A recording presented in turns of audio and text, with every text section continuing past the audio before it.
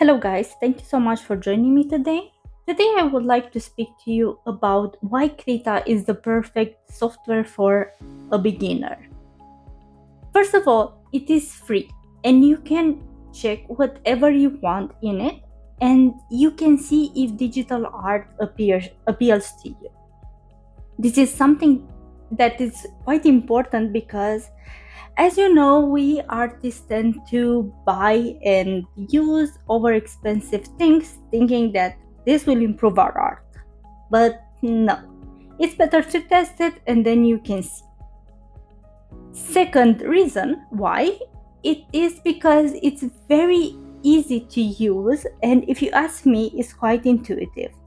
I learned to draw in Krita, and this actually helped me during my digital art journey because after using this, I think I can handle other softwares as well. The reason is that there is a big community of people helping each other all the time. You can check their forums, and this is something very nice because they are actually creators that make brushes and they exchange it for free with other people in this community. The fourth reason is that you can experiment with a lot of pens and a lot of brushes. And as we already said, this is something that is very important, especially for an artist.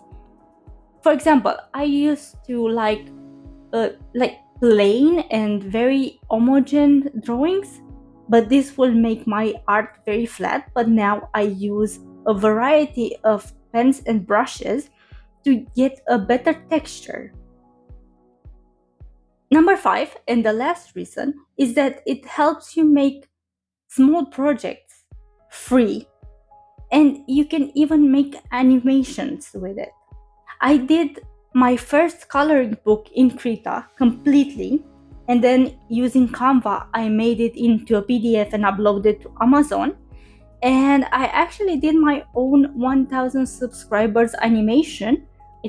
I don't know if it's here, but you can search it on my channel and you can see it's very easy to use.